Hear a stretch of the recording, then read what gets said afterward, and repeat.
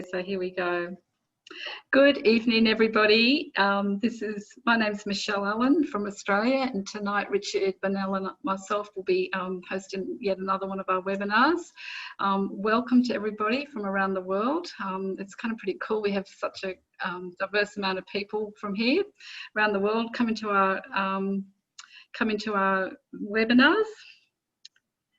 So tonight, I'm going to do a thing about, again, how to set up two-factor login. And because I have presented this before, but it's quite an important thing to set up now that we're not far from going public. And we all need to now start making an effort on all our logins and passwords. And guys, we really have to start becoming responsible for these things.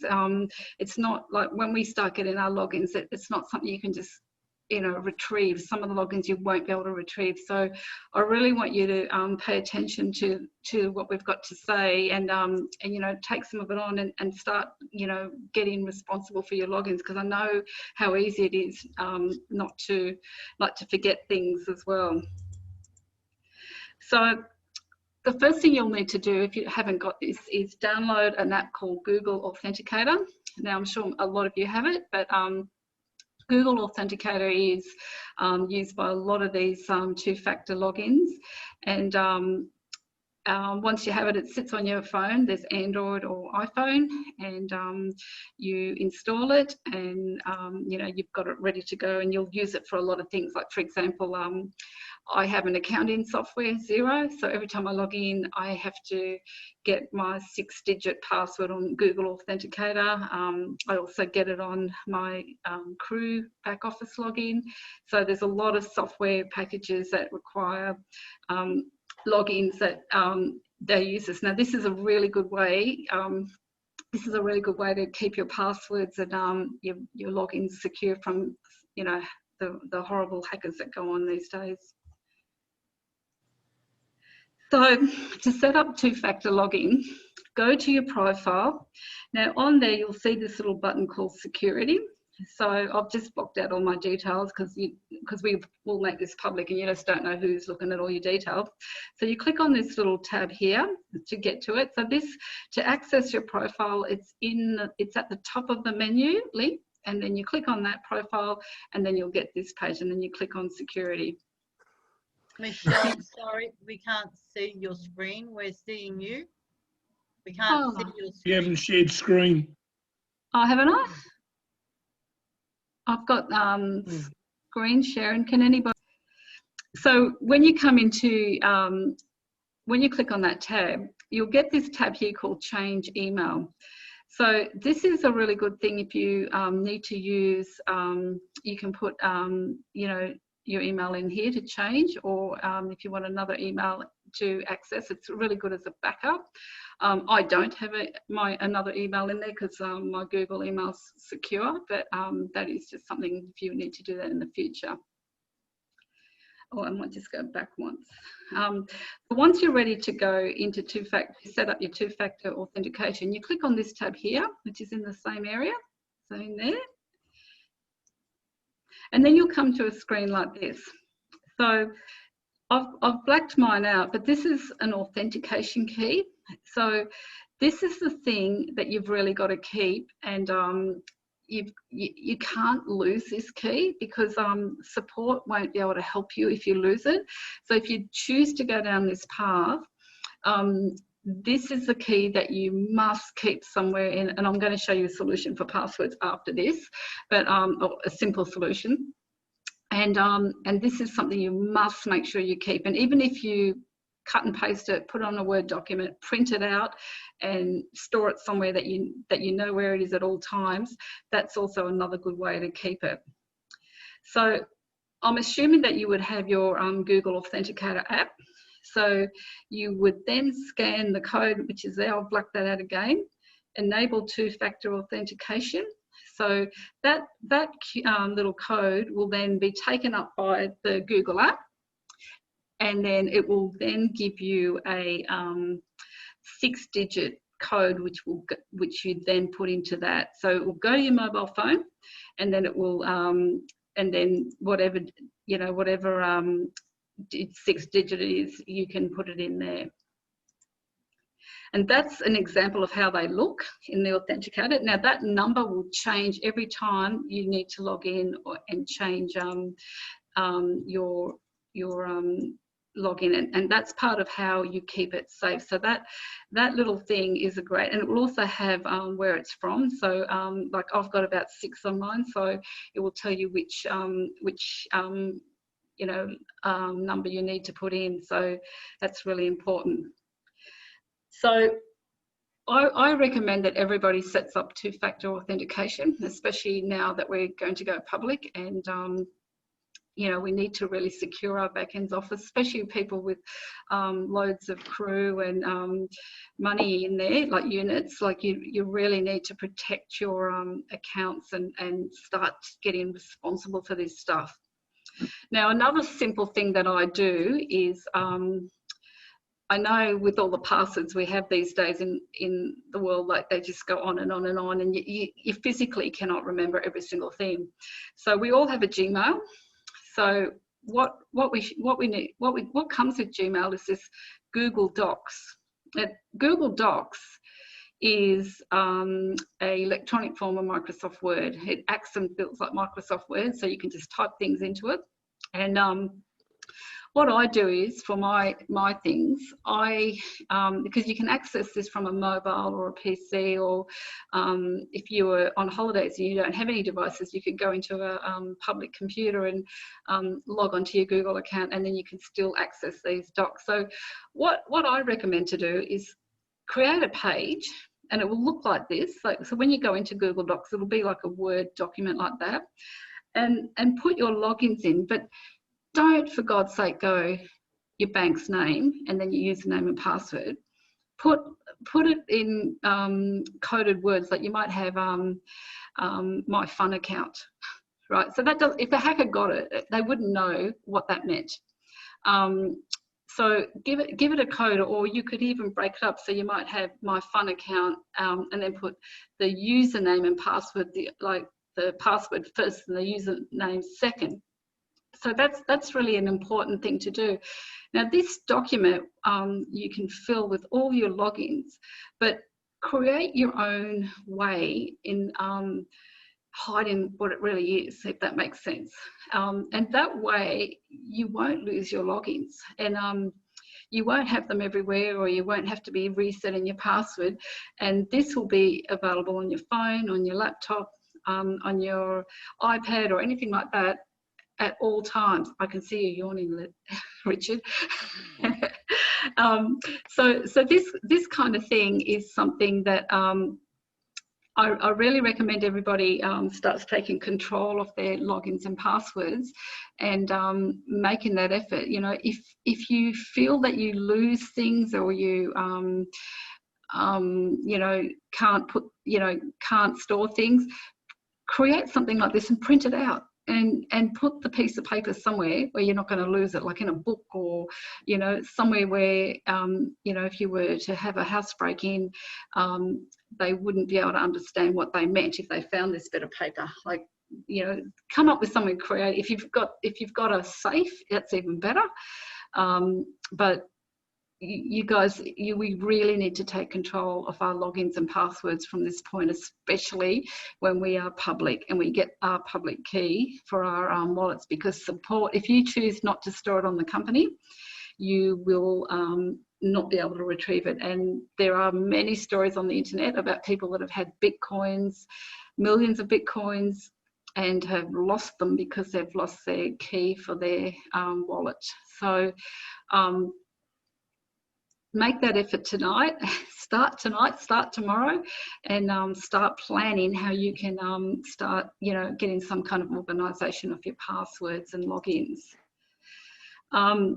So another thing with Google Docs is you can share a doc with a family member. So you can actually, you know, partners, husband and wife, girlfriends, boyfriends, or whatever, you can nominate someone to share your Google Doc with your logins. Like my partner and I, we have a shared Google Doc, so, you know, we both can access the logins that we need to. if you're really worried, you can download it and keep it on a US drive, and that way, you know, you've got it, but don't lose the US drive. Please make sure you don't give people access to your Google Doc other than the people you give permission to access your files. That's a really important one. So I hope that's just given you guys a bit of food for thought, a little bit of, you know, just a bit of a prompt to start taking care of your logins and passwords, because the geek girl in me, I just know how annoying it is when you lose it. I'm sure everyone here goes, oh my God, I've lost my password, what it is, I've got to retrieve it. And we don't want to be driving support nuts and giving them the responsibility for our logins. So make that effort starting ASAP.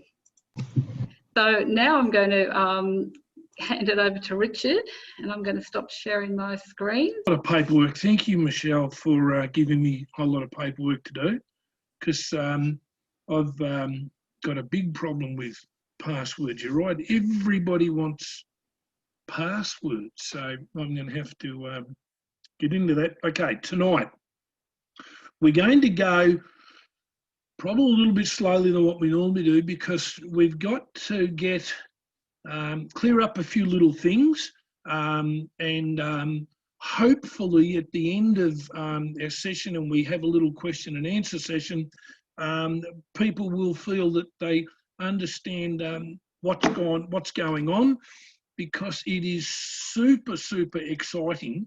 But just before I'm going to start, I just want to make this point, because it's coming up a lot in chat groups, that we all want to be making money with this STO and with all the move, and everybody wants to make money. And there's an expression that is when people talk from their wallet, and it means that they're saying things relative to how it's affecting them financially. And whilst we all want to make money and we all want the price of CRU to go up and we want all of these great things, there's in a lot of chat groups, there's quite open chat about putting some people down who, for whatever reason, they're selling their CRU, and it's actually quite improper for to be making comments about what someone else is doing. And some of the things that people are saying in chat groups are just not really nice, and we don't actually know another person's circumstance. So we really should apply this thing before you post anything about what someone else is doing. That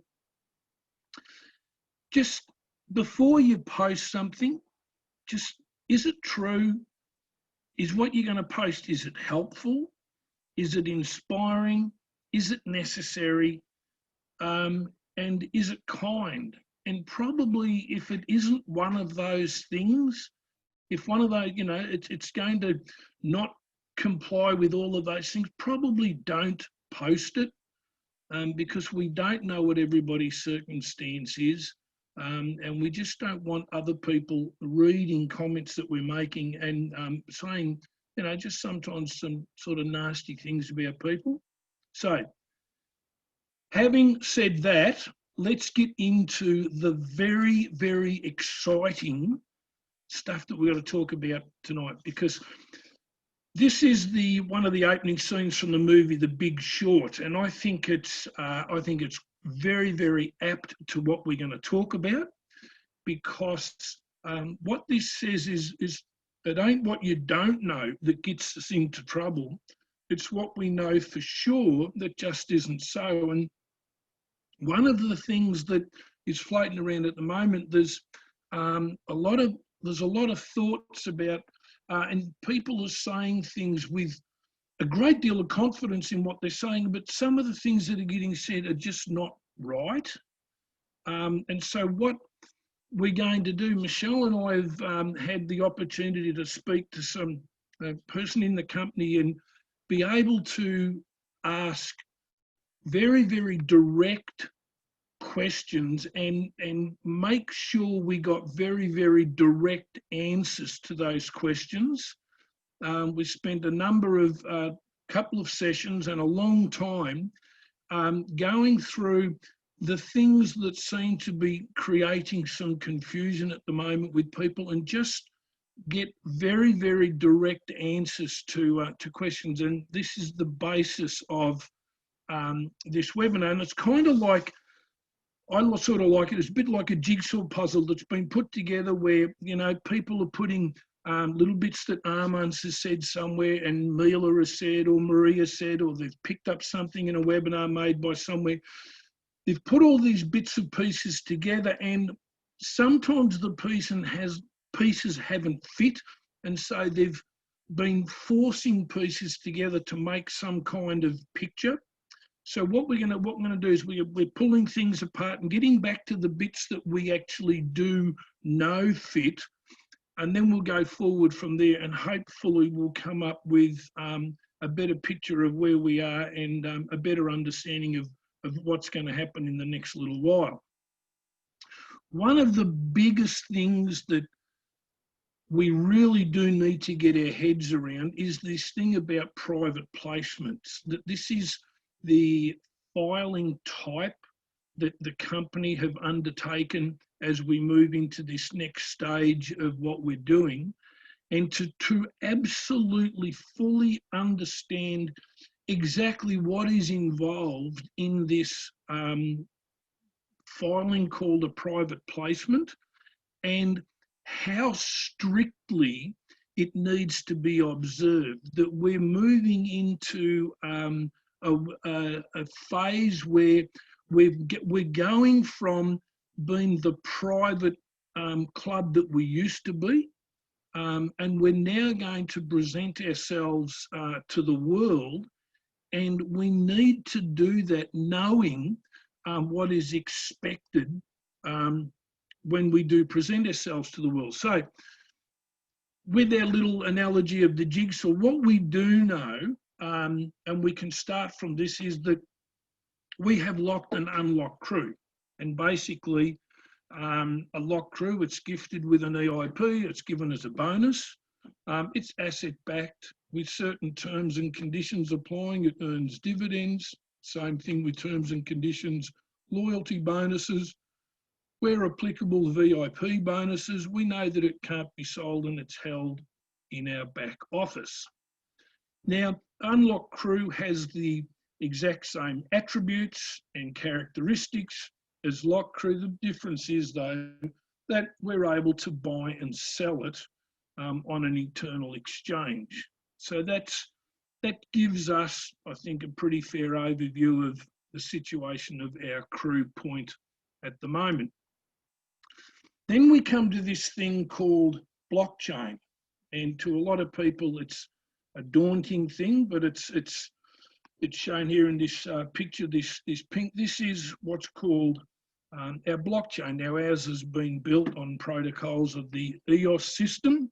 Now, that little comment at the bottom, you need to be aware of that. And we're going to talk about this later, but I'll just put it there as a prompt. But blockchain is broken up into various areas of functionality, and blockchains can be, the particular one that we've chosen to build, can be expanded, and it can be, the functionality and the scalability of it can be added to without reducing its performance. And that's one of the reasons why the company chose to go with this particular blockchain. But things that are on a blockchain don't necessarily make it a blockchain. Now, what we're talking about here is one of the first things and it's added to our blockchain now, is our crypto wallets. And we're going to get the security exchange added to it. We're going to have the facility to do peer-to-peer exchanging. We're going to have all of the different things that the company is involved in, and also have other businesses who want to come to tokenize their particular business on our blockchain. But sometimes people use the term particularly when they're talking about the external exchange, it's almost like they see it as being an interchangeable word.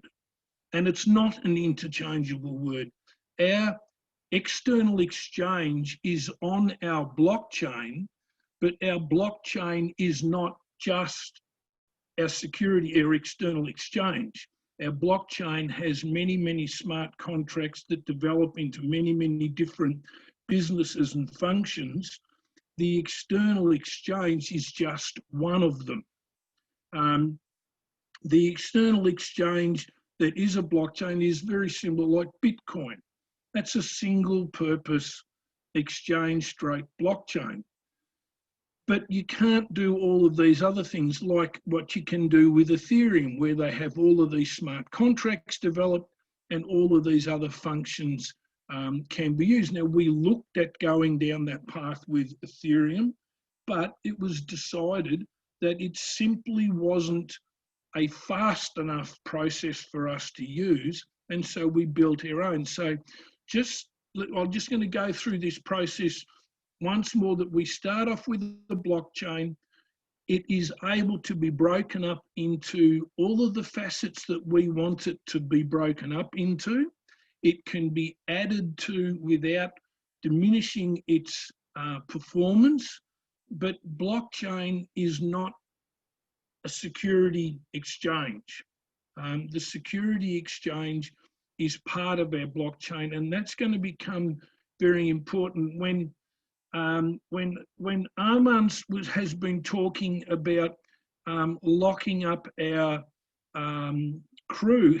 When he's talking about putting it in the exchange, it's exactly what is going to happen. If it goes here, if we put it here, absolutely it is going to get locked up, and it's going to get locked up for 365 days.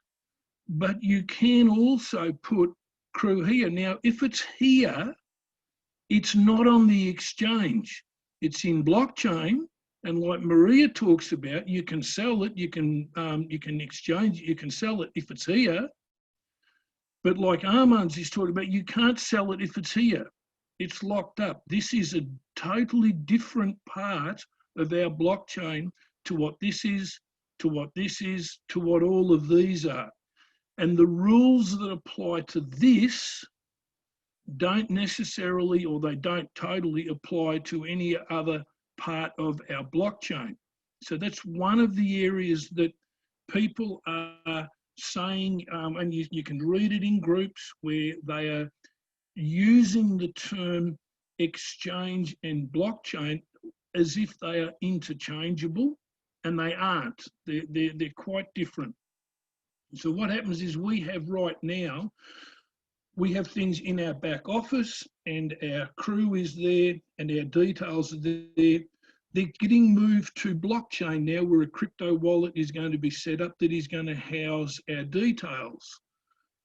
When we validate and we do our anti-money laundering processes, all of our information is going to go to our wallet.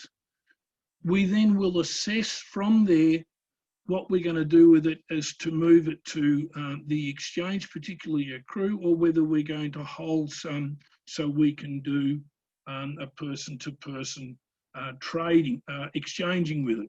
So just once again, we're going to have a crypto wallet created, then everything is going to be rounded off, and we're going to have all our staking finished, and everything's going to be balanced out. Then through the processes of verification and anti-money laundering, we're going to have everything moved to our wallet. From our wallet, we'll make a decision whether we stake everything and move all of our CRU to the exchange where it will be locked, or whether we keep some of it that it can be used in a person-to-person, peer-to-peer exchanging. Now, I'm going to do got to talk to the point of why that is particularly relevant and why it's important. If you look at these two pictures, these are two identical groups of dogs, but one group has got a higher status and a price than the other group. And just by looking at them, you actually wouldn't know which group is the one that's got the higher status. So what makes that difference? Well, what makes the difference is one group of dogs is actually certified.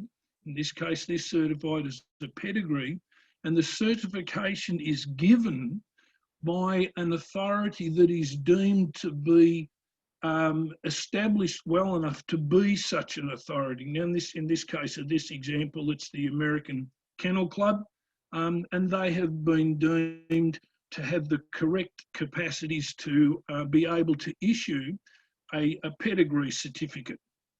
And it's the certification of something that sets it aside from what appears to be of something that's very similar. Now, people may, they may choose because they might want, in the case of a dog, they might want just a dog for company, as a pet for another animal, or as a pet for company for themselves, or they might buy it for a relative or something. They may not actually need a pedigree status. So they are quite happy to have an exact same replica of something that's a pedigree, but they don't pay for the certification of it. But if somebody was to want to be a breeder, or in our case, if we want to trade a security token, we need to have our security token so it can be clearly established as being different to other security tokens. Even asset-backed, we need to be able to make it different. And what makes ours different is this thing of certification by SEC. And like a breeder would pay more to get an animal that has got the pedigree papers with it, we pay. There's a price that we have to pay, and the price we pay is that our tokens are going to be locked up for 365 days. And at the end of that 365 days, we will actually get the certificate, the certification that our tokens are secured tokens, and that's what will set them apart from other tokens. So when we look at our locked token, when we look at that part of the exchange, even though we run that part of the exchange, it's actually controlled by the Securities Exchange Commission.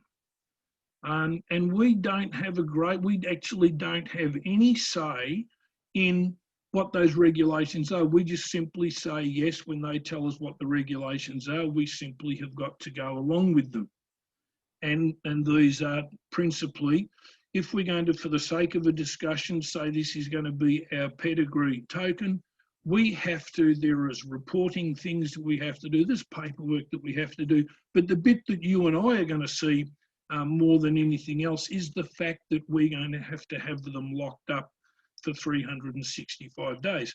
Now, they still have all the same characteristics of what our CRU point has at the moment. It's still asset-backed, it's still with the various terms and conditions. It has dividends, it has loyalty bonuses, all of the things are still there, but it's controlled by the Securities and Exchange Commission. Now, we have the advantage with ours is that now when we lock it all up, we're going to earn UNTB with it. And we're going to talk about that in just a little bit. But this is the way it's going to look on our blockchain, that it is only when it is here in this blue section that is not controlled by us, it's controlled by the Securities and Exchange Commission, that when we put our CRU there and we stake it, that we're going to earn UNTB.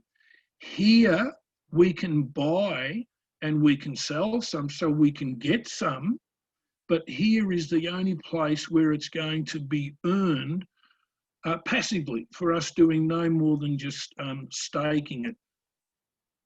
Now, again, for the sake of a word, let's call this other token that is floating around in our peer-to-peer or in our crypto wallets. We might just refer to that for now as our hybrid token, because it's not a utility coin. It actually is a token. It is still maturing towards becoming a secured token, but it is not going to earn anything. It's not going to earn any UNTBs. It's not going to earn any rewards because it's not staked. Now, it can be staked at any time. I might have like I say, for the sake of the word, a hybrid token, and I might trade it and swap it for someone through a peer-to-peer exchange, who then takes it and puts it on the external exchange so they can earn UNTB from it. So it can become a pedigree token, a token that can be staked and earn a UNTB reward from it. But these two tokens, they're going to be running simultaneously together. They're side by side, but they are going to not be able to be, you won't be able to sell or say that you've sold a hybrid token through the exchange. It's an incorrect word to say. The company will be selling those tokens that they're set up, that next 20 billion tokens that are going to be sold. The company certainly will be, and certain individuals will be allowed to do it, and we're going to talk about that in a minute. But for all intent and purpose, when we buy or sell any CRU in the next little while, it's going to be through the peer-to-peer. It's going to be off the exchange, but through the blockchain. And that all occurs when we get the listing from the SEC, from the Security Exchange Commission, when it goes into the electronic data gathering, analysis and retrieval system. That's when it's actually posted there, when it gets a public posting, and that's the thing that we're hoping for we'll get in the next 10 days, I guess. But when that gets posted, that actually indicates when it officially starts. Now that might be a week before the exchange starts. It could be 2 weeks before. It can actually be months before in some cases. But the way the timing is, that it's going to be round about the same time that our exchange starts. Now, one of the big questions that some people ask is, can we still buy CRU once we move to the external exchange? And the answer to that is yes, but bearing in mind now that because we're talking about the exchange, we are now talking about rules that are applicable to private placements. So an individual person can buy from the exchange, but they have to be either an accredited investor, or at least they have to be a sophisticated investor. Now, the timing is beautiful. I think last week, the Security and Exchange Commission had revised their descriptions of an accredited investor, and I will post, I do have it, I just didn't have it with me here right now, but we'll post the new interpretation of what an accredited investor is. But a person who is a non-accredited investor, they can still buy from the exchange, but they have to go through a broker, or they have to go through someone who is licensed to be someone who can act on behalf of a non-accredited investor. So the short answer is yes, you can still buy CRU. The long answer is that it is very complicated and there is a lot of procedures to do. And if you find someone who wants to buy CRU, yes, they can still do that, but they need to go through the broker. And all of this is going to be explained to us in a document that Maria is setting out, there's a lot of detail that we are going to have to make ourselves familiar with over the next 10 or 15 days.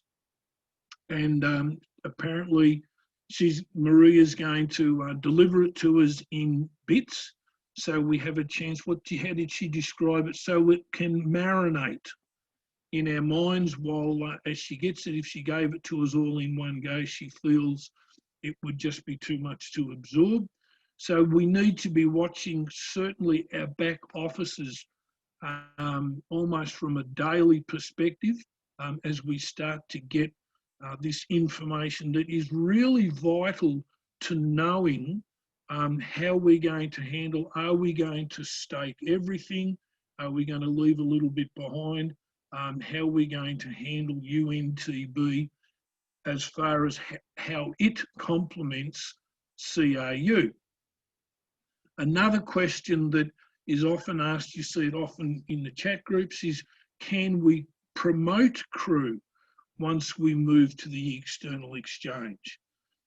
And the answer again is yes. But again, and it's even more strictly controlled than the other question that we just answered. Under this private placement ruling, it is absolutely critical that the people who are in this category down here, the non-accredited investors, are not privy to a lot of documentation that these people can get access to.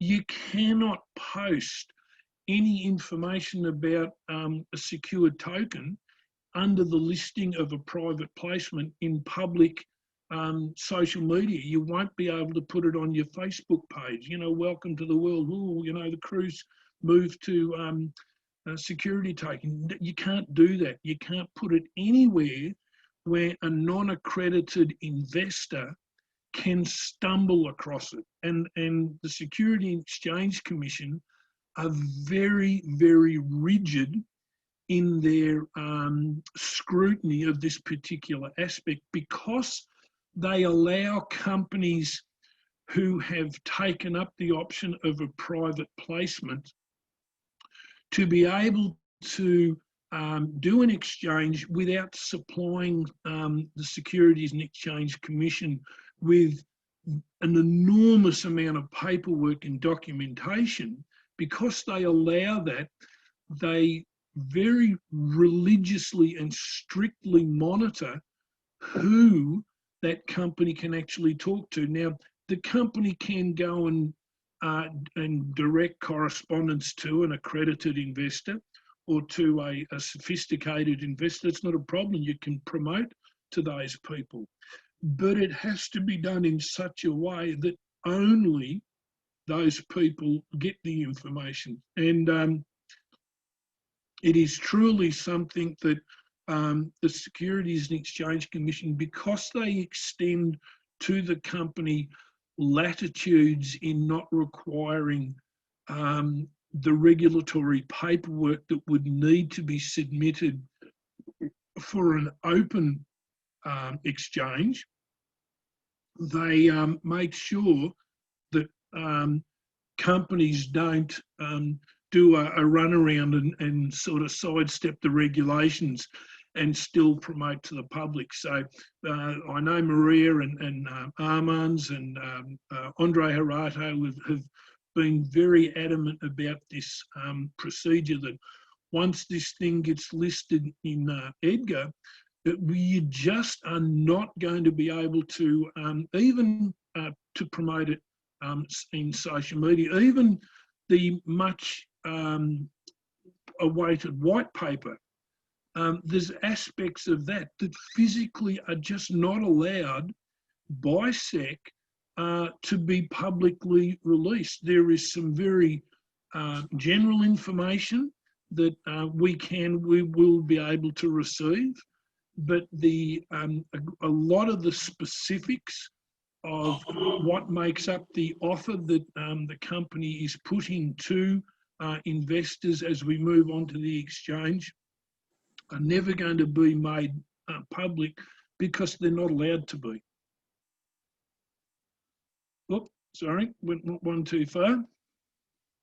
So that's something that is going to happen, and that's going to occur. The decision part for us in the next few weeks, next couple of weeks that we have to make is that our CRU point, our much loved baby, is going to become, oh, that's relevant to me and my daughter, our baby is going to become all grown up. And we have to decide for ourselves what sort of token we're going to have for ourselves and where we're going to put it. One of the things that is going to decide that is this next bit that is something that is very, very new and very, very different, is this thing about staking. Very, very quickly, we know that this is, most of us would know how a blockchain works. Here we've got someone wants to send money to someone. That information is created in and put into a block on the blockchain. Now, what happens is when that block is formed, what happens is a thing called an emission occurs, and that's when the UNTB is created. 40 UNTB are created each time a block is made. That goes through and is validated on the nodes that have been set up to do that.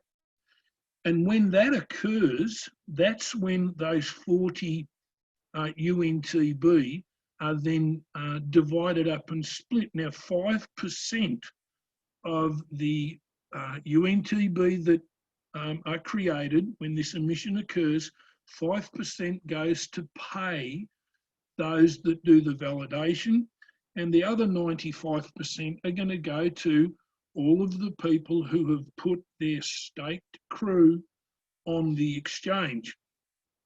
And that money is paid into our crypto wallets on blockchain, and that's paid in real time. In literally, it is paid every second, every half second a block is created, a payment of some minuscule amount is going to go into our wallets. It's paid in real time.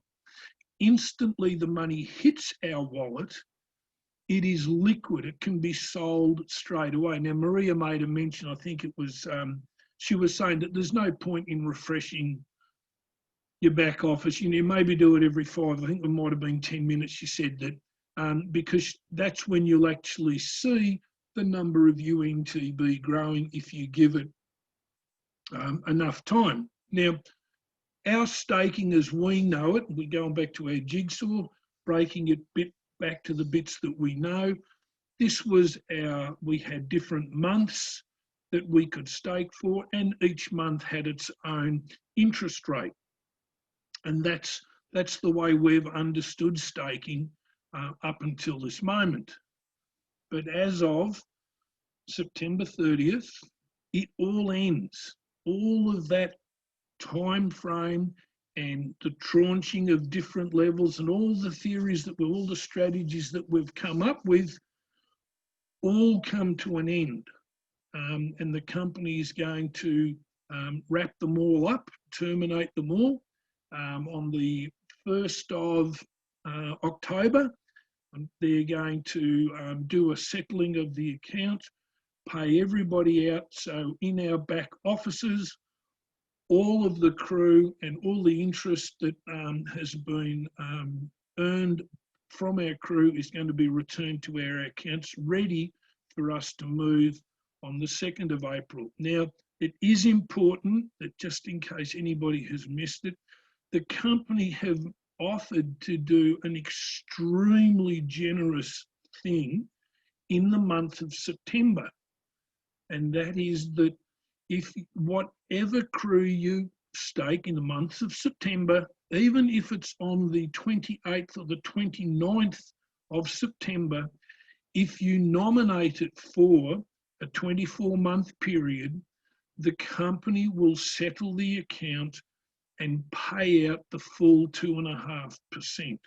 And that's a pretty generous offer on behalf of the company, but it's very, very important. Couple of things: that if you have CRU on the internal exchange and you appear that it's not going to sell, you don't think that the price that you want for it, it's not going to get there towards the end of the month, well, then you'll want to cancel that order and you will want to stake it, at least get your 2.5% for it. But don't leave it all till September the 29th at 2 minutes to midnight, because if for some reason there is a system failure or we have some issue where everybody's trying to get them all back at once, and you miss the September date, you will miss that 2.5% bonus. And the other thing is also, don't cancel it yourself. If you cancel it yourself, you invoke the personal penalty clause, the cancellation clause, where the company will recalculate the interest that's been paid on your CRU to date based on how many months you actually staked it for, and then you'll be the CRU that you get paid will be adjusted. However, if the company cancel it, the company then gets the clause that is a penalty clause against them, which they're aware of, and they're quite happy. The penalty clause is that if they cancel it, then whatever interest is paid in the month that the company cancel it, they honour that interest payment through to the end of that particular month. So that's why they're giving us the heads up. They cannot be more generous than to actually give us the heads up to say, hey, listen, put it in for September, put it in for 24 months, and when we cancel it, we will pay you out in full. So that's that nice little bit. But what happens is we look forward. Going forward, we have the option of staking on the external exchange, and we have the option of staking our unlocked or our locked CRU. When we put it on the external exchange, it automatically becomes locked again. And to put it on the external exchange, you simply you put together the number of CRU that you want to, you indicate that in a box next to the stake tab, and then you press stake. That will automatically send your CRU to the external exchange and designate it as staked. There is no time limits to work out. There are no quantities to work out. You simply just stake the lot. Now, something that came up in last weekend's webinar, when this was first brought up, it was suggested that if you wanted to unstake some of your CRU, you would be able to put into a box how many CRU you wanted to unstake, press the unstake, and that would bring back to your crypto wallet that number of CRU. It would take 72 hours for that to occur, but that would be what you would do. Now, last Saturday night, Maria mentioned a different way that that's going to occur, and we probably need to just qualify and quantify that with her. But she was saying that if you want to unstake some of your CRU, you need to unstake all of your CRU, bring it all back into your wallet, work out what you want to keep, and then recommence a staking period again, restake what you're going to stake once you've removed that part that you want to keep. The problem with that, and the thing that everybody needs to be aware of, is that when you press the unstake button, that removes your CRU from the exchange and you will stop earning UNTB. So you're going to lose 3 days of earning once you unstake before you actually get it back into your wallet. So then you can work out how many you want to keep and what you want to send back to the exchange again. So we need to be very, very conscious and very, very aware of what we're doing with our CRU, so you're not unstaking and restaking in succession, because you're going to lose 3 days every time you unstake. And if you lose 3 days of earning UNTB, that could really severely have an adverse effect on your UNTB earnings. So it's something that we do need to qualify. I'm absolutely sure that before the process gets up and running, it will be covered in this documentation that Maria is sending out. And I only mentioned it just because it was a change from what was first discussed, and we just need to be aware of that.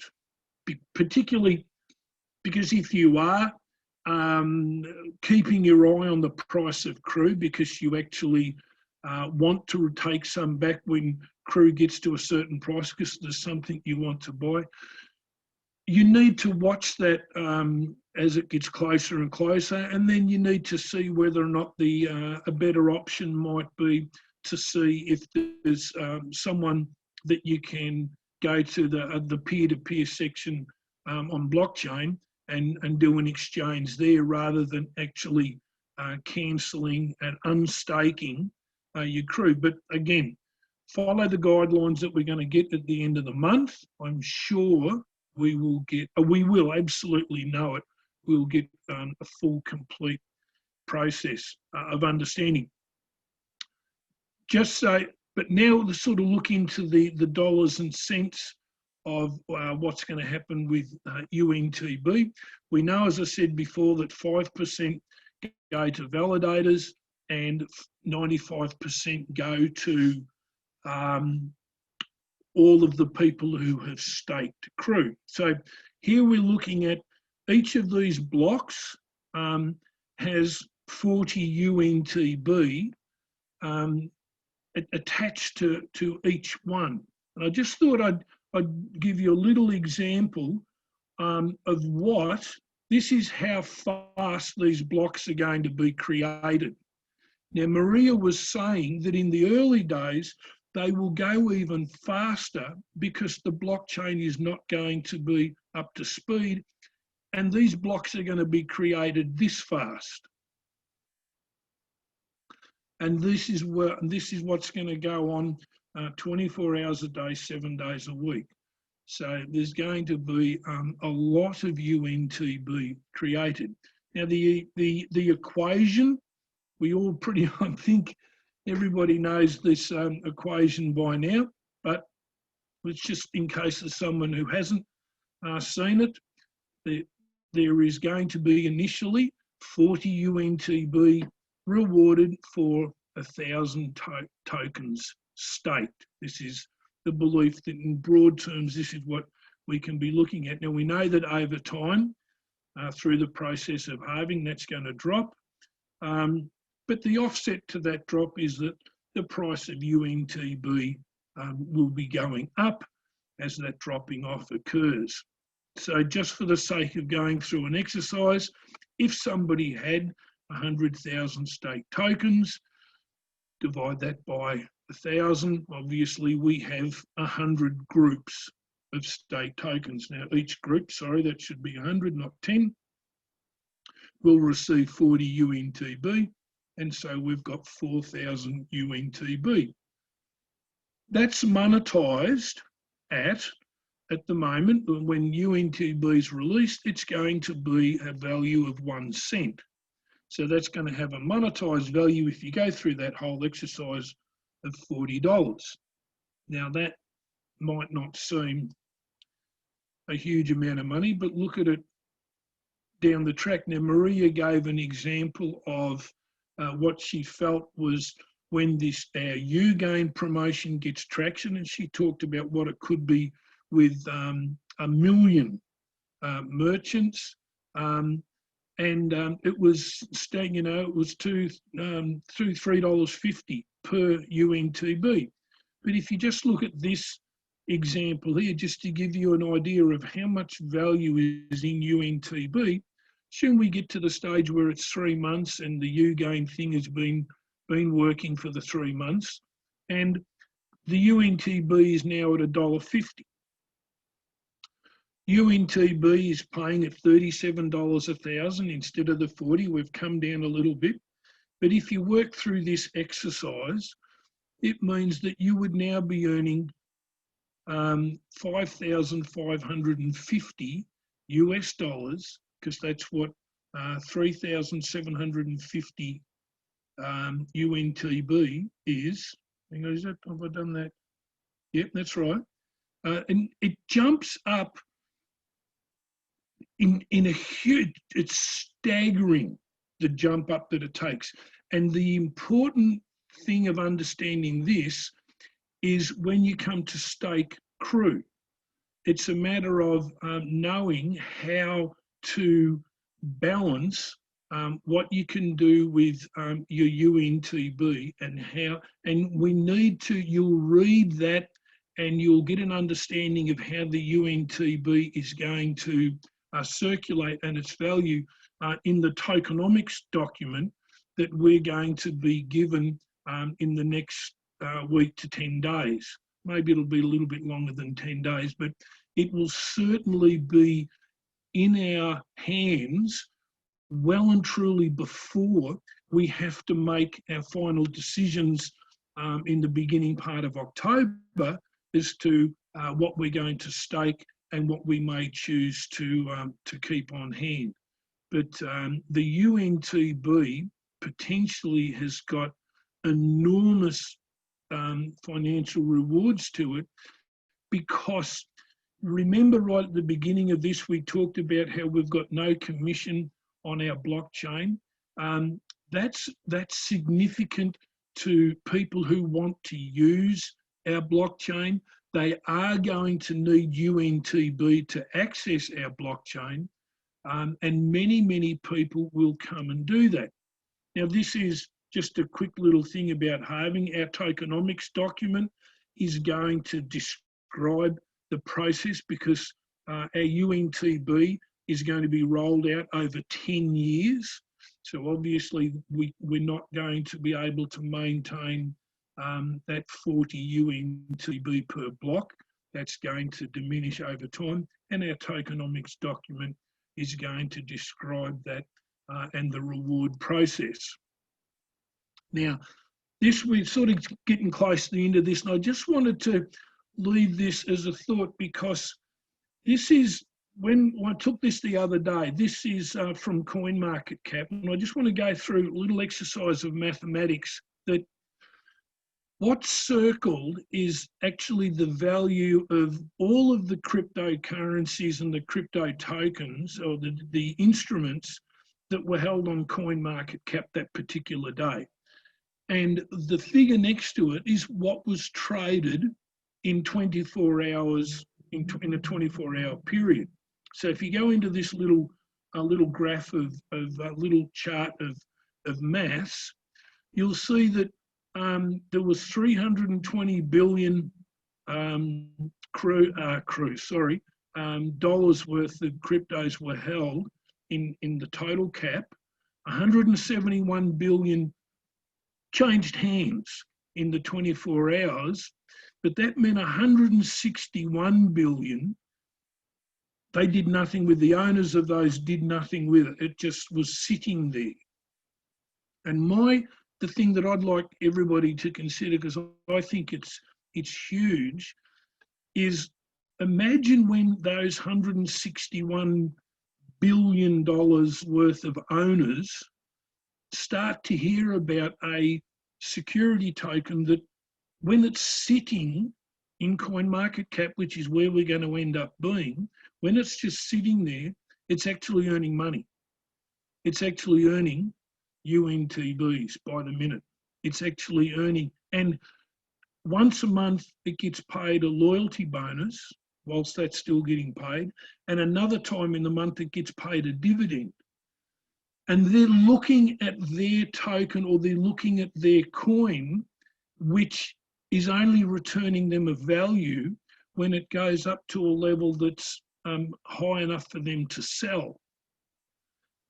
If you look at those percentages underneath that, if 10% of those 161 billion decided, hey, I might move some of my money into that new token, because that sounds pretty good to me. It's going to be earning money while it's still sitting there. It's going to be earning bonuses. It's going to be earning dividends, and it's going to be going up in price. That's something I might want to have a little piece of.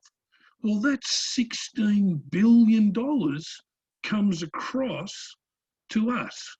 Now, if it's only 1%, it's 5%, you can see the numbers there, but it's a staggering amount of money that is just sitting in, it's already sitting in the crypto space. It's not new money that has to come into the crypto world. It's already sitting there, not being done, not moving.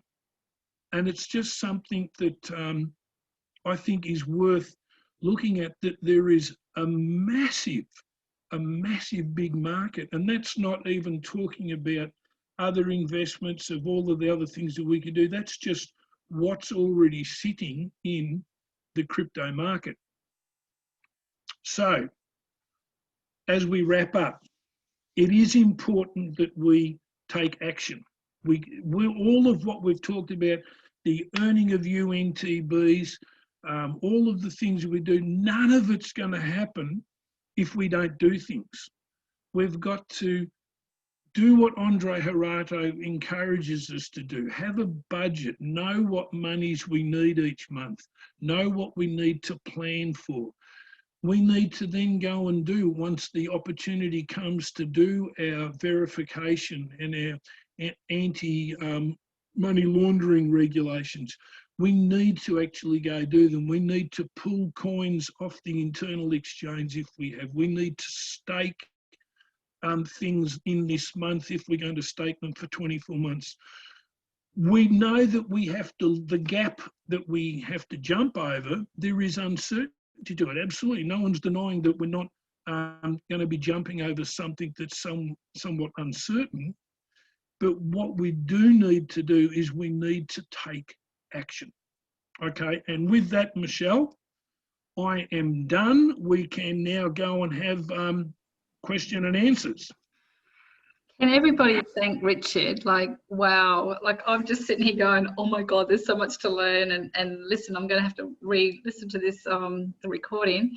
Thank you, Richard. Let's show Richard some love, everybody, like in the chat. Great, thank you. Thank you, Tom. Wow, great job, Richard. And you deserve a beer or two. Thanks so much, Richard. That was great. All right, well. Thank you, Richard. Very, very interesting. Hopefully we haven't confused people more. Feeling the love here, guys. Thank you. That was mind-blowing, Richard. Okay, good, John. Appreciate it. And we will put the recording up ASAP, as always. Oh, look, Sharon's come off. She's come off screen. Hello, She's live. Sharon. Nice to see you. Hi, everyone. Nice to We see should all you have a too. pajama party next time, I reckon. Sounds like a plan. So everybody, we now will move on to questions and answers, and try to answer you as best we can. So if anybody's got some questions, fire away. Hopefully Richard covered a lot of this stuff, but ask away. I have a question. Of course, Tom. Needs to be about what we talked about tonight. Yeah. Yes, it is. Okay. As you might know, I have registered my African cousins, Yeah. but they don't have any passports or valid addresses. They live, of course, in a house, but they don't have addresses like we have over in the civilized world. How do I do that? Because you said everyone needs to be verified and stuff, but we can't verify them yet. Okay. I first have to earn money to get them, a passport. I could probably help you with that, Tom, because I've got an African team, and they don't have like formal addresses. They live in like villages. The important thing is in Africa they get issued with an identity card, and it shows their village address on. So they must have some kind of thing like that. No. They don't have anything. No, they don't. They have the birth certificate, but they do not know where the birth certificate is either. Oh no. I mean, in all seriousness, they've got a lot of work to do then. Yeah. Because you simply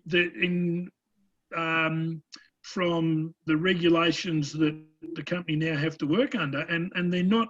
It's not discretionary for the company to say, "Oh, that's okay, you know, we'll pass on that."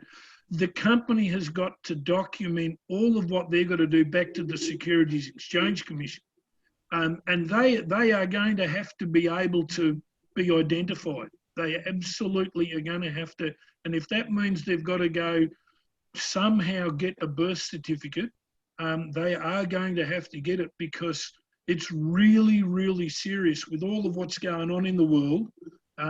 They just will not accept, oh, just, you know, look, trust me, my name's Bob, trust me. It just doesn't work anymore. Yeah. So, yeah. you know, they really do need to take action seriously. Yeah. And they must, in their country, have some formal type of ID. And if they really want this wealth, they have to, like, everybody has to take responsibility for themselves. There's no more, I don't have this, I don't have that. If you don't have documents, go and get it. Like, and if you don't, well, then that's what you give up. Like, the company cannot break the legal rules. Like, Right. And that's where everyone's got to realise there's no exceptions anymore. Like, this is serious stuff, and they really have to make that effort and you know, go and help themselves. Now the company's keeping the back of the. Maria was talking about the company's not closing the back office next week. You know, like when we moved to blockchain, she was talking up to could be 3 years that the back office is still left operational. So they're still going to be part of the system. But And then I have time to get them passports.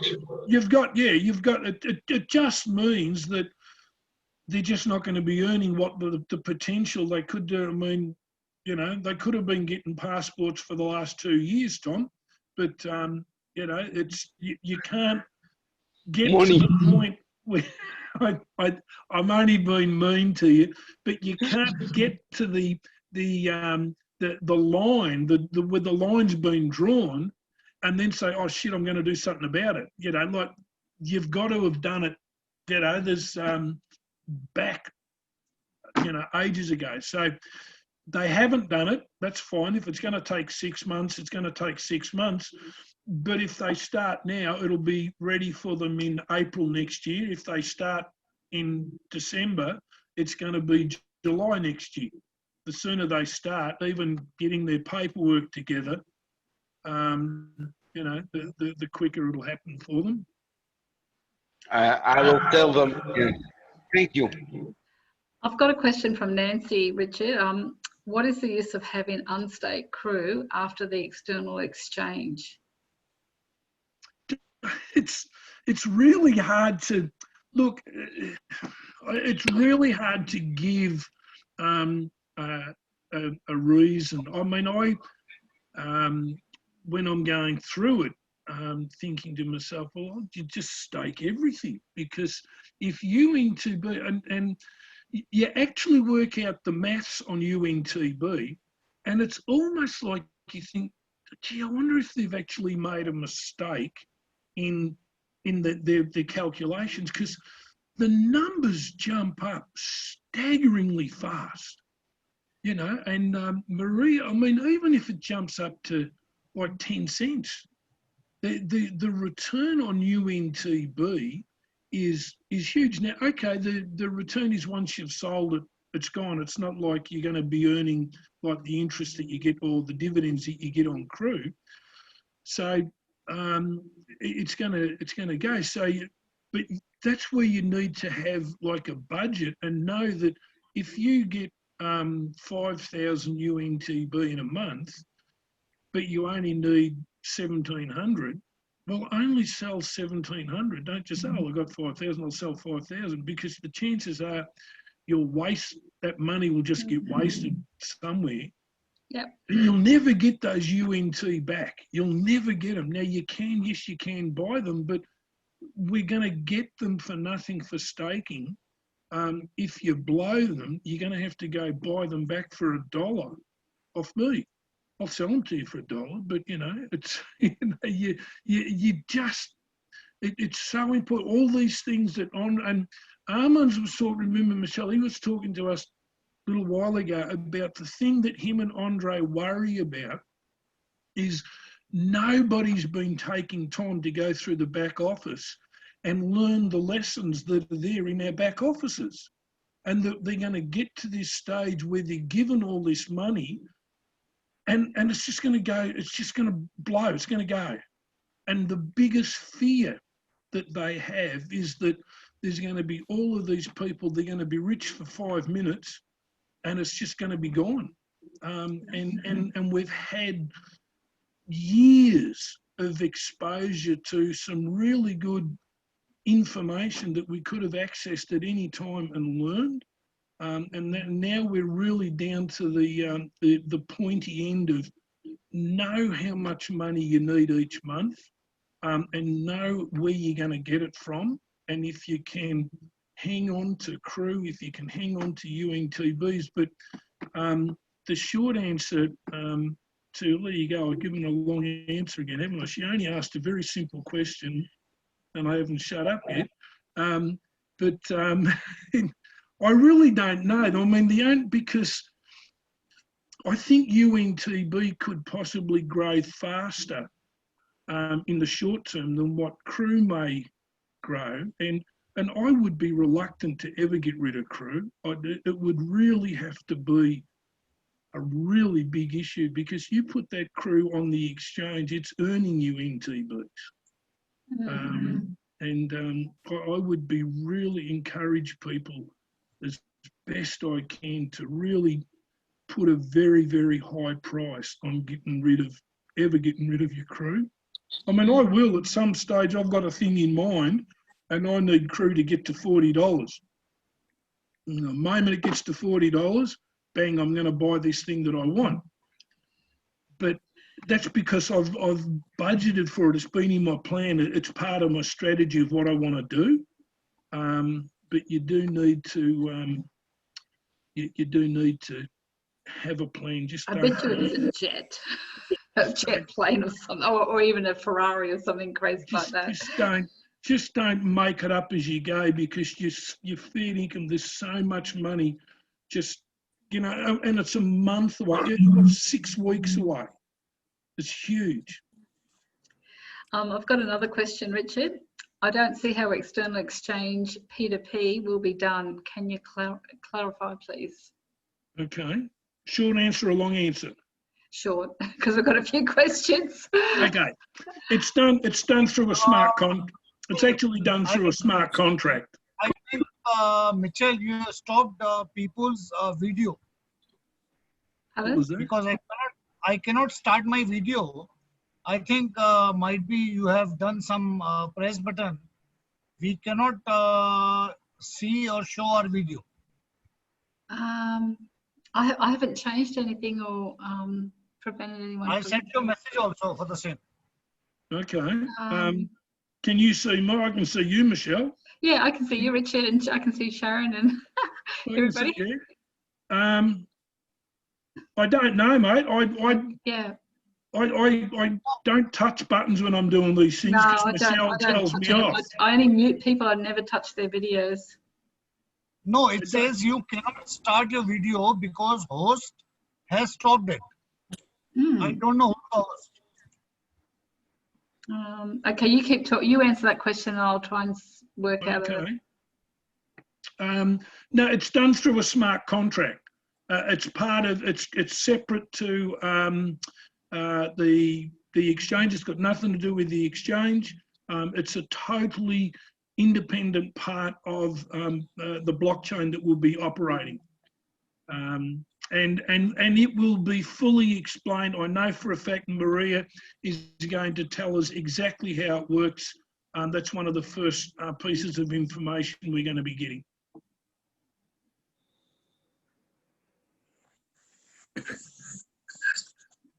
Thank you. There you go. I swear I didn't turn your video off, but I just, yeah. Anyway, right. I love you guys. It's so cool. So from Russell, hi, when we go on external exchange, will investors buy CRU from the company as our CRU will be locked up? Is this how the price of CRU will grow? And he said thanks. That was nice of him. Sorry, what was that first? So hi, when we go to external exchange, will investors buy CRU from the company as our Yes. CRU will be locked up? Is this how the price of CRU will grow? Yeah, no. When we go to the external exchange, basically, the external exchange is going to become the domain of institutional buyers. The company will be negotiating on that. We won't. Very few of us are going to have much to do with the external exchange.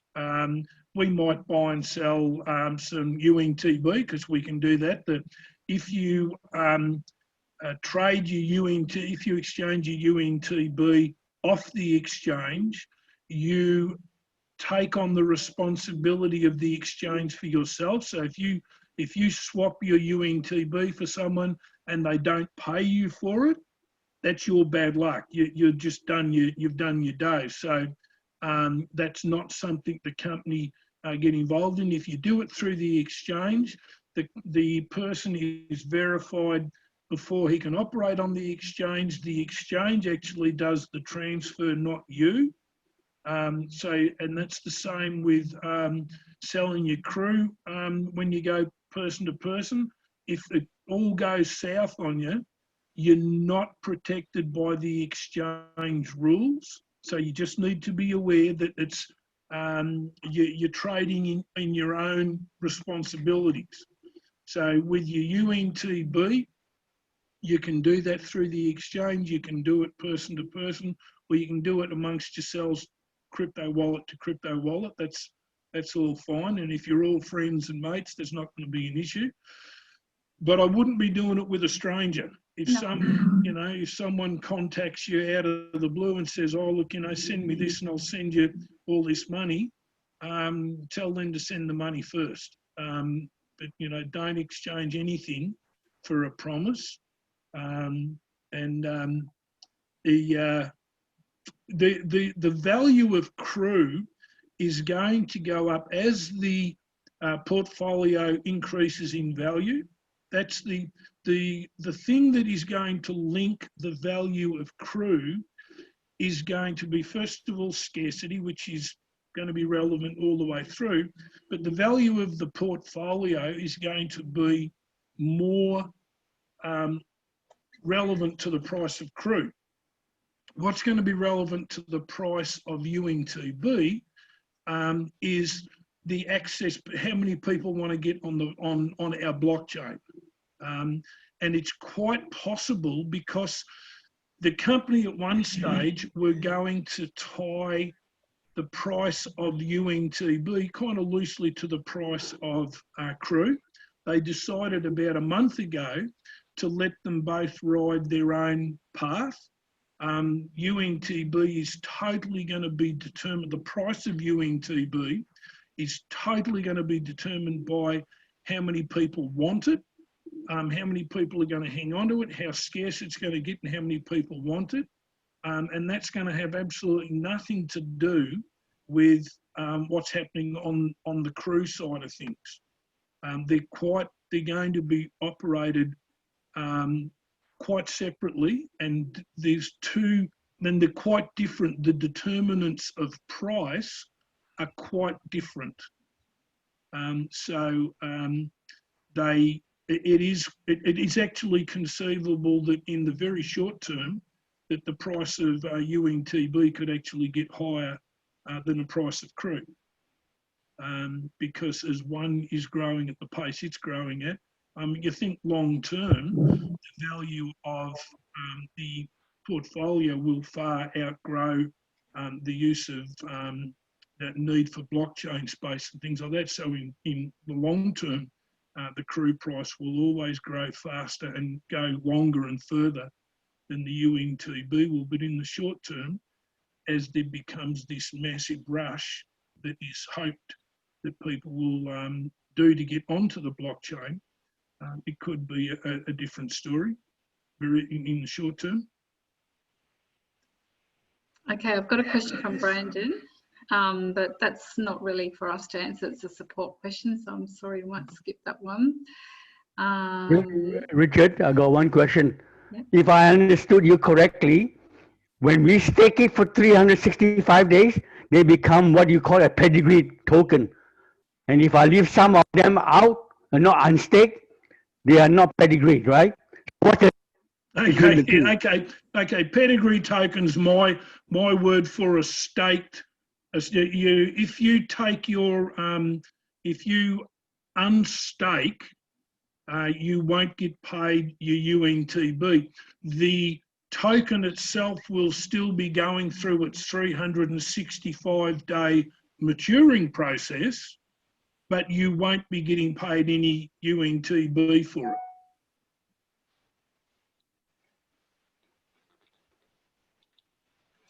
So you mean even if I don't stake those tokens, I cannot sell them?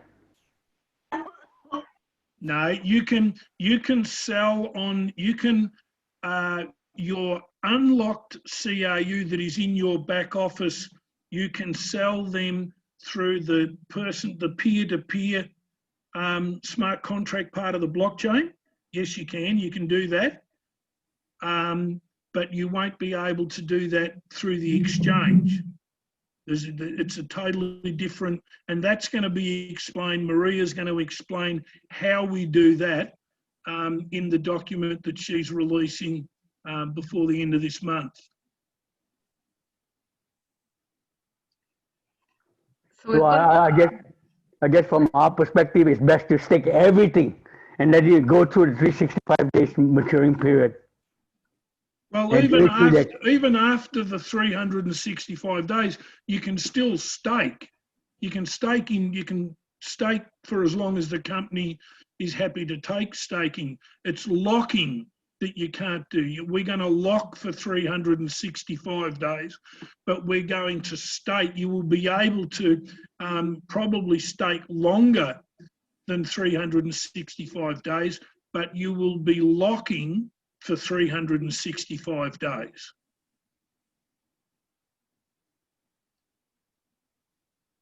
Okay, thank you. I think I'm getting it now.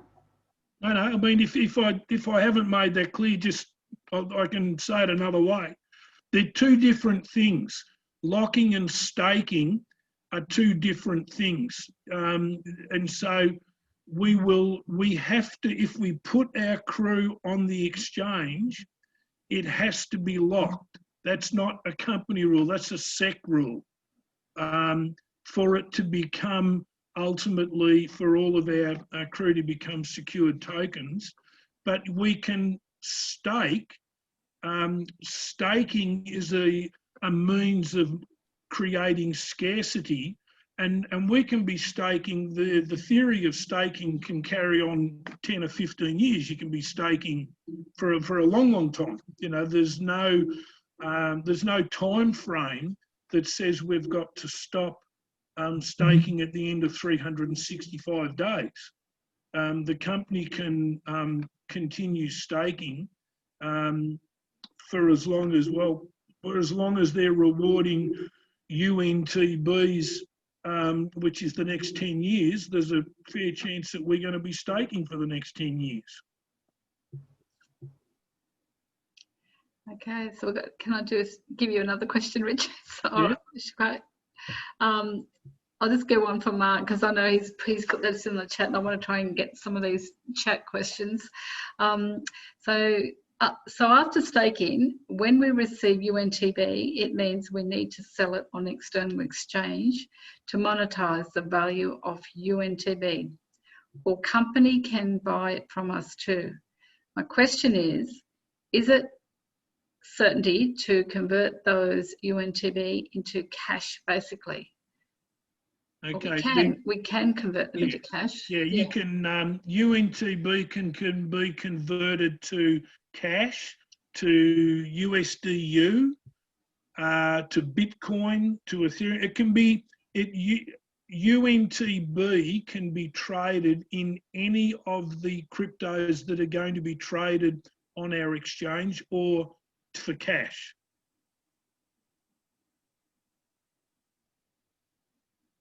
Did that answer the question? I think so. Does anybody else want to ask a question? I've got heaps in the chat, so I'll read them out. In that question, the assumption was the company's going to buy it. The company won't be buying it. The company won't be buying UNTB. No. Maybe the company leaders.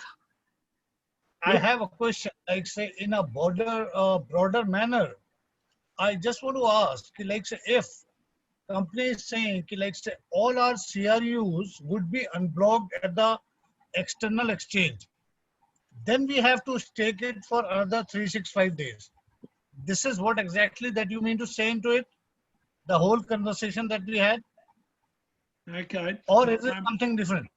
No, when we go on to the external exchange, the time frame for staking is open-ended. There's no 365 days, 6 months, 10. It's simply staked, and it stays staked until either we unstake it or the company says, okay, 10 years is up, we're no longer staking. We no longer feel there is a need to create this scarcity, so we're no longer doing it. When the company decides that they no longer need it, but there isn't locking, which isn't staking. Locking is totally different to staking. That's 365 days. I see My question again into it is, if the person has bought 2 years back, his 365 days already been over. Now you mean to say that when it goes to external exchange, again 365 days will start? No. How that comes out to be? Now, now this is the SEC rule that once they issue the effective status of an application, the tokens that are relative to that application, that's when their 365 days starts. So let's say on the 20th of September, and don't quote this date, this is a date. On the 20th of September, SEC post in Edgar, the effective date of this application is the 20th of September. That's when it becomes a public notice. 365 days from that date, all the CRU that are applicable to that application then become secured tokens. My question into it is, if a person has bought, talk about 2019 September, he bought up. Yep. There is 2020 September.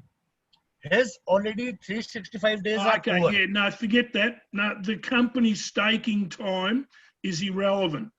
Got nothing to do with SEC. As soon as we go into that little blue section on the blockchain, that's like Alice going down the rabbit hole. It's a whole new world, and we go under their rules. So if you have already done 330 days, and then you go onto the exchange, and that's the first, and that's it, you start again. Okay, that means from 1st of October, everybody would be having a blocking of 365 days. This is what you mean to say? Correct. Yes. I think that is to be able to sell on the exchange as a security token. That's my understanding. Yes, yeah. It's actually, and it may end up being that those dates are the same. The actual Securities Exchange ruling is from the date that they make the application effective. Now that might But be... how, another question, but how you get, like say, the unblocked ones? How you can sell the unblocked? Company is giving you unblock also, plus whatever the tokens that you have holding with you, you have to again wait for 365 days. So what does that mean, unblock and the blocked ones? I didn't get that point. Okay, all right. The company unlocking mechanism that is in place right now is going to continue in theory into the exchange. So if you've got CRU and you transfer, and even though it's locked up, there will be an accounting in your crypto wallet that says a certain amount of these are actually unblocked, but they are all locked. So if you then unstake, if you unstake all of your CRU and you bring them all back into your crypto wallet, then you will have them divided up into so many of these are actually unlocked and so many of them are still locked. So then you can then take... Richard, my question is into it. Company has given me talk about 10,000 of unblocked CRUs, which are there in my wallet, right? And my all the CRUs goes to the exchange. And company says if you have 1 lakh CRUs, 100,000 CRUs, everything would be there on the exchange. So how you bifurcate those 10,000 and another 90,000? That's my question is. Okay. And if, like say, SEC is saying that 365 days minimum, you have to put it on a hold, then where are those 10,000 will go? Okay. Now listen, I'm gonna try and answer this. Your 10,000 unlocked CRU in your crypto wallet will be designated as unlocked. In your crypto wallet, hang on, let me finish. And there will be 90,000 that will be designated as locked. Now you have put 100,000 of them, you've put the whole lot on the exchange. Okay, and so SEC are saying, as far as we're concerned, they're all locked. Every one of them are locked. If you need, say a circumstance comes up where you need 5,000 CRU, something occurs where you need 5,000 CRU, you press the unstaked button on your crypto wallet and all of your CRU come off the exchange and they go back into your crypto wallet. You then, and they go back in, 10,000 of them are unlocked and 90,000 of them are locked.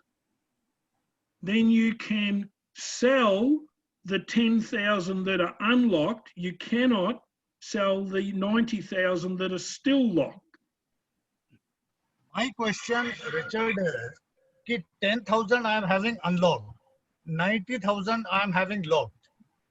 How company bifurcate or how SEC bifurcate that you are getting 90 locked and 10,000 unlocked? Is there any answer for that? The SEC don't care, mate. The SEC don't give a tinker's cuss. They just say if you put them in the blue area, they're locked. Yes. That's what they say. Now, when no, it's a webinar. Tom. Oh, is there a webinar tonight? Yes. Tom, please mute. So the Securities and Exchange Commission, they don't differentiate between what we call locked and unlocked. They look at it from their point of view that it's locked or unlocked. So this is where I understand that the question. They don't care whether I put 100,000 unlocked CRU onto their exchange. As soon as it hits their exchange, as far as they're concerned, they're all locked. It's an internal thing. When it comes off their exchange and into my back office, I'm no longer under the law of SEC. I'm no longer under the regulations governed by SEC. I'm now under the company rules, and the company. Okay, I got your point. I want to ask you again one question into it. How SEC will bifurcate the logged and the unlogged CRUs on the exchange? I think you sell your unlocked one peer-to-peer, P2P, not through the exchange. Please To be able tell to Mr. sell on the exchange, as I understand it, it's got to be locked for 365 days minimum. Okay, we have just been talking something else, Mr. John. Please, let's discuss. Yep. Okay. From what this is the way that they work at SEC don't care, and from the effective date, all of the crew that are pertaining to the application that they've just made effective begins its 365 days. Now, it doesn't matter whether those particular crew that are part of that application are actually sitting in your back office as unlocked crew. SEC it's not relevant to SEC. All of the crew that are part of that application, that's where their time starts. So you could actually have, in theory, a crew token that never goes on the exchange and still becomes a secured token at the end of 365 days. The thing that you can't do is during that 365 days, you can't sell it as a secured token, and you can't sell it on the exchange. You can only sell it through the peer-to-peer process of a smart contract. Yeah, I'm through with all these stuff. Again, I am just been saying, like, if you talk about 10,000 CRUs I have unlocked, 90,000 logged. I am going to exchange. My 10,000 are being unlocked. Can I sell it on the exchange? And No. how? No, you can't. That's what my question is. That's what my Okay. question is. After going to exchange also, we have to wait for 365 days. That is minimum SEC requirement. Correct. That's Yes. That's what I was asking about. Okay, well, why didn't you ask it like that then? I understood that. Whether it's blocked, whether it's unblocked, you have to be there for 365 days for sure. Yeah, on the exchange, absolutely. If you're going to sell them, you've got to do it peer-to-peer. You've got to do a smart contract. That's what I'm asking. Okay, we've got to keep going with other questions. This is from Joe.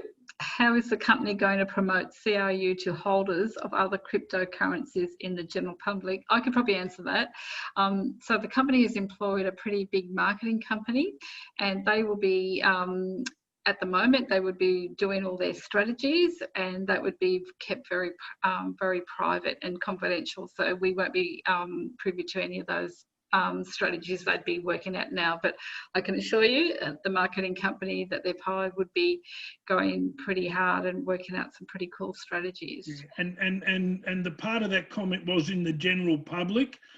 It will never be promoted in the general public ever again. Correct. It's not allowed. It's not allowed to be. Yeah. So what is the difference? I mean, we can talk to our friends just, one-on-one, but I wouldn't be able to post on Facebook to one of my friends about it. That'll come under, that'll get the company in a lot of trouble. Well, it'll get my account blocked or something like that.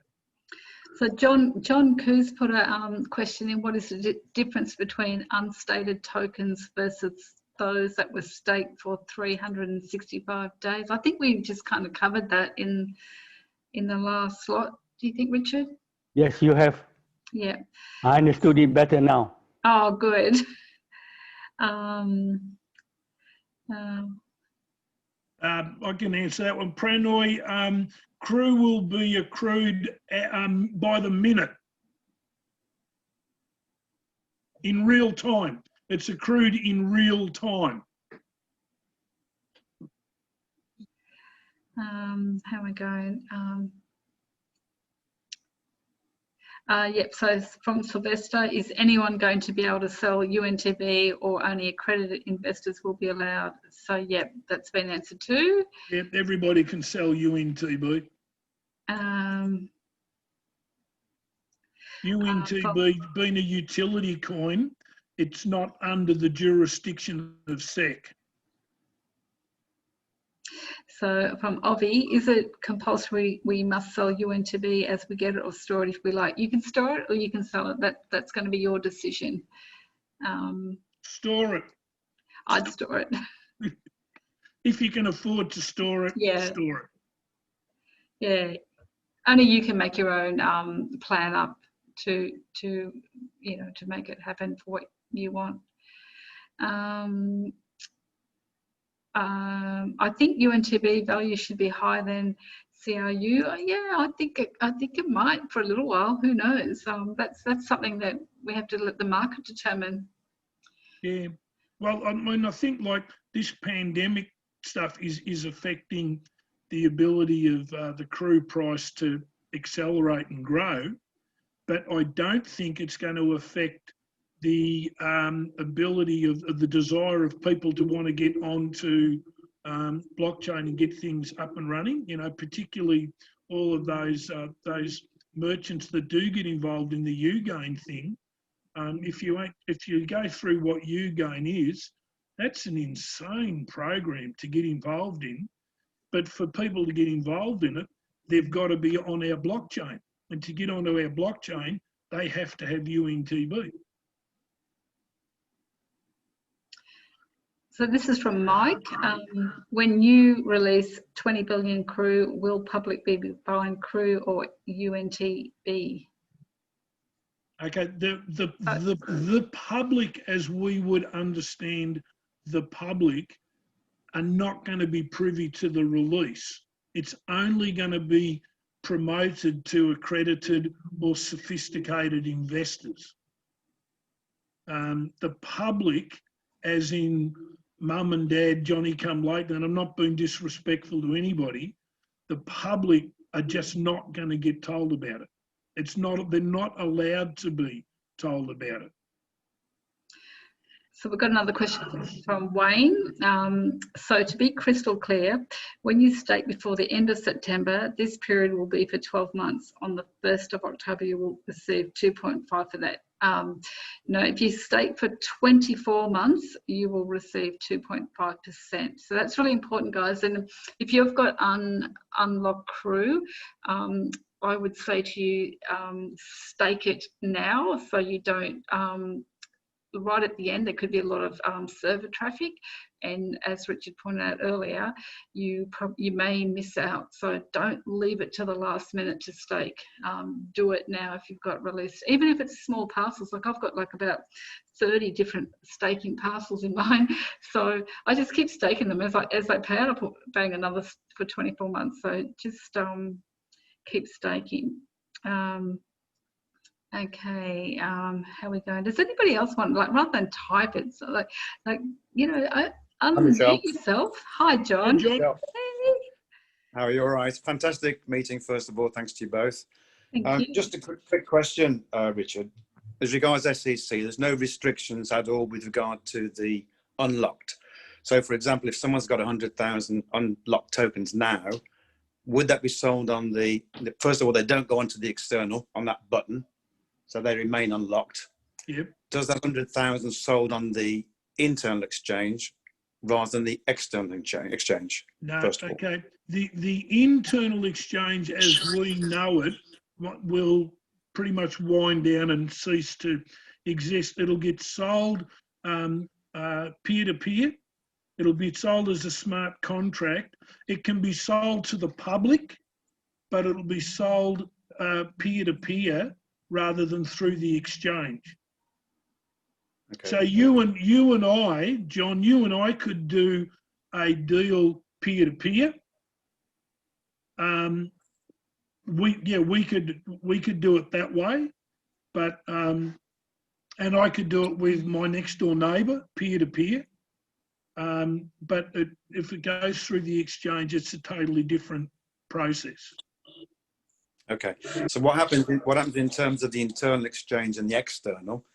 Apparently, they're going to carry on both of them for a short while. And do they work in tandem? Okay. I think the internal exchange as we know it today will probably operate for a few more months, but it's kind of irrelevant, and I think it'll get wound up pretty quickly. Okay. What we trade on now is going to get wound up pretty fast. Okay. Two very quick questions, just digressing if I can ask. What's your own view on UNTB, the value 0.01 as of October? What do you reckon it'll be by December? Just your gut feeling. Oh, gee. This is a gut feeling, right, guys? This is not... Okay, a gut feeling. Look, I think it'll be up around $1. I just think that if the company... I was listening to a webinar given about this U-gain and digital doubles, and the company is still adamant that this 10 million figure is not... In fact, the people who were talking on that webinar are suggesting that the numbers of people involved in the company could even be still in excess of that. Now, all of those people and all those business and all of that structure and all of that data mining, digital doubles and U-gain, and all of those people all have got to get UNTBs to operate. Now, if we're going to go from 1.4 million and they still believe this 10 million is able to be attracted by Christmas, that is going to put a horrific demand on a very limited product of UNTB. So the price will be just staggering. Now, Maria was really animated when she was talking about it going up to $2-3.50 in 3 or 4 months. Now I'm probably a little more conservative than that, but I don't think $1 is certainly not. I don't think that's an excessive belief. And the last question, Rick, thank you. Do you think it will halve? Will the halving happen as a result of at halving? But I don't think halving. I don't think we're going to have a situation where, like with Bitcoin, where it so dramatically halves, and our tokenomics document will tell us that. I think we will see a more gradual tapering of the price rather than actual half. It's not going to go thing and then go boom, and then go. I think it will be more gradually tapering off than an actual halving. I think on the webinar that Maria gave, it showed that CRU price in the first UNTB price would be 30 to 40 UNTB, and a month later it might be 20 to 30. I think it's going to. It won't go crash. It will taper. Okay, fine. Thank you very much, Richard. Appreciate that. No worries. Thanks, John. I've got a question from Ram. I'm staking my 100,000 lot CRU. I exchange for 300 days. Then I'm unstaking it and bringing it to back office. Then a few days after I'm staking it in exchange, will my CRU be unlocked after 65 days, or again I have to stake for 365 days? I don't understand. Okay, yeah, no, I understand that. You do? So what Ram's saying is he's already done 300 days. Yeah. Does he now only have to do 65 more days for his CRU to become deemed totally unlocked? And the answer to that is no. once the he has to go through the whole process of 365 days from the date the SEC announcement gets made. The application that we, and I'm trying to give it the exact wording, once the application that we have made is deemed effective, all of the CRU that application is relevant to, that's when their 365 days start, irrespective of whatever days they've already done. That's according to SEC. According to the company, if he was to do 66 days on the exchange and then take them off and then come back into his back office, they would then be unlocked for him to then be able to sell on the peer-to-peer through a smart contract.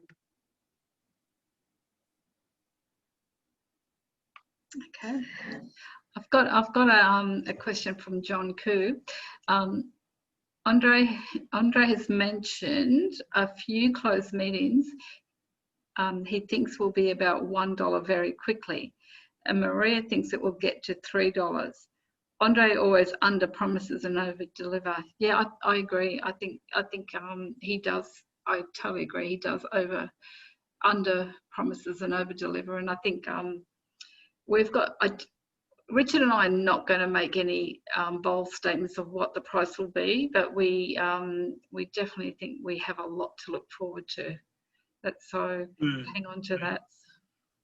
Yeah, it's going to be. I actually, every time I sit down and work out the maths on UNTB, you think, nah, someone's got to have put the decimal point in the wrong spot somehow, because it jumps to be a staggering amount of money very, very quickly.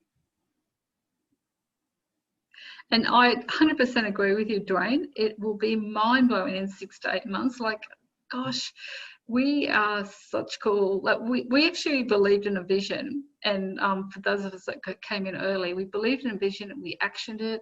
We followed our gut instinct. And I know myself, I've had so many friends and family almost call me an idiot for getting involved, and I just get, no, you just wait, and I just can't wait for this to happen, and then I could say, I told you so, because I know they're all going to say, I should have put more in, and I had to force my family to purchase education packages to get their CRU, and that wasn't a really exciting experience for me. It was quite excruciating. I'm sure there's a lot of people that are saying the same thing, that they had to really talk their friends and family to do things. But I'm really looking forward to the day when they thank us and say, I should have listened. Is there any other questions? I went through the chat. If I've missed anyone, I'm so sorry. I didn't mean to. But if you're still online waiting for your question, let us know. Yeah, Michelle, just a quick question on your part of the presentation, actually. Yeah. For the Google Authenticator, you presented it from an angle that everybody is using their logins from a smartphone. Now, for me, for instance, I only go on my laptop. I do have a smartphone, but I just use a laptop. So does the Google Authenticator, is it applicable also for someone like myself? Yep, absolutely. So, so what happens is you have the Google Authenticator on your phone. So, for example, I use my accounting software for my business on my laptop and computer. So whenever I log in, it will ask me to put in that 6-digit code, which is always different. It's never the same. And you've only got, I think, I don't know the exact amount, but it's either 15 or 30 seconds from when the numbers change, and then they change, and so you've got to make sure you put them in really quick. And so yeah, it does work on your laptop as well. Okay, cool. Thanks so much. No worries. Anybody else? You don't want to upset anybody. No. I just got Richard. I've got to read something. I just had to laugh because I was looking at the chat and somebody wrote something really crazy. I was just like, wait, let me find this. It's crazy. I'm so going to I'm not going to find it now. A lot of While you do that, Michelle, can I just say yeah, absolutely. I've been sitting here multitasking and listening and really As you do. taking it all in. But well done, Richard. That was a really great presentation. Also, Michelle, thank you so much for the Google Authenticator. I've actually applied that this last week, and at first I found it a little bit challenging, but once you get used to it, it's fine. Yeah, it's great. So, it's a just great like tool. learning a new skill, and then once you know how to do it, it becomes automatic. Yeah. I just want to say to everybody, like, really be aware, like whatever you're doing online in your back office, if you're transferring or using the internal exchange or anything, make sure you screenshot every single thing, every single step, and get into the habit of creating a Google document and keeping a record of all of your transactions. Because if something does go awry, you have a backup. You can actually write to support. First thing they're going to say to you is, do you have a screenshot? No, we need to see proof of that transaction. So please do get into the habit of that. This is your business. Yeah. And it's in your best interest to make sure you are managing this well. And, if you snooze, you lose, as John says. Do take, be aware and be alert. Like, don't miss this opportunity. What we have in our hands is absolutely incredible. And we've got a very, very short window now to capitalize on this crypto unit program. And I know Richard and Michelle are going on and on about this all the time because it's true. So you don't want to miss it. And I do have trouble, getting my family to believe me too, believe it or not.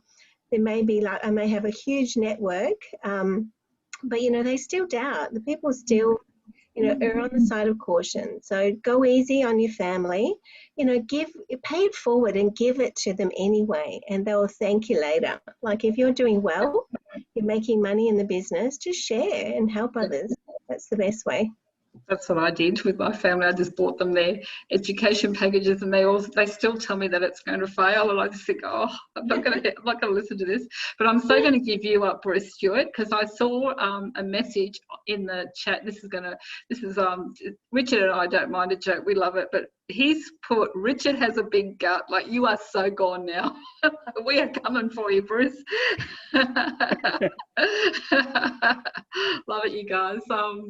But yeah, it's all good fun. Now, before we go, is there anyone we've missed on with questions? We don't want anyone to feel left out or miss out. Did it help?